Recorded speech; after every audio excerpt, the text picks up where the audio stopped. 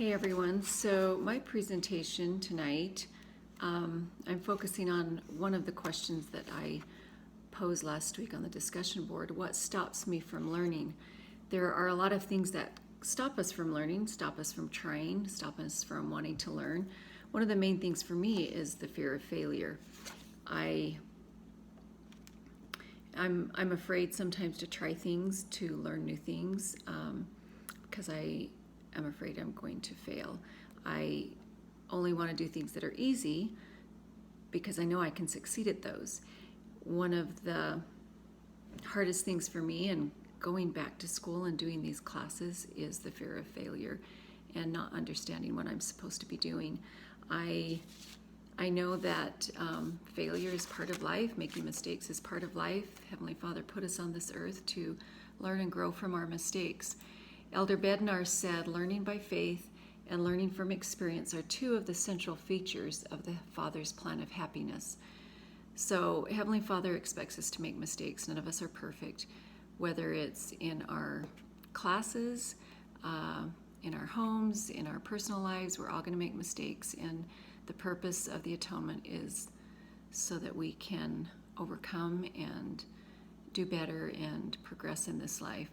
Another reason that might keep us from learning is our attitudes. Sometimes we just have rotten attitudes. We don't want to do the work, we don't want to learn, but we were put on this earth to act and not wait to be acted upon. Elder Bednar also said in his book, Increase in Learning, as sons and daughters of our Heavenly Father, we have been blessed with the gift of agency. We have the capacity and power of independent action. Endowed with agency, we are agents, and we are primarily to act and not simply be acted upon, especially as we seek to obtain and apply spiritual knowledge. And in 2 Nephi chapter 2, verse 14, we read, And now, my sons, I speak unto you these things for your profit and learning. For there is a God, and he hath created all things, both the heavens and the earth, and all things that in them are, both things to act and things to be acted upon. Also, we might just have a lack of desire. We just don't want to learn. We get discouraged for whatever reason. Sometimes it's just hard. Sometimes we may have had a teacher or somebody that we trust that did or said something that hurt our confidence. We get tired. We don't want to try anymore. But regardless of the reason we choose not to learn, we need to remember it is a commandment from God, and we should continue learning. Obtain as much knowledge as we can, both spiritual and secular knowledge. President Gordon B. Hinckley was a good example of a lifelong learner.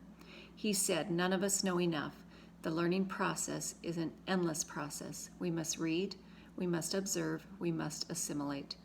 You cannot afford to stop. You must not rest in your development. There is so much to learn and so little time in which to learn it. Thank you.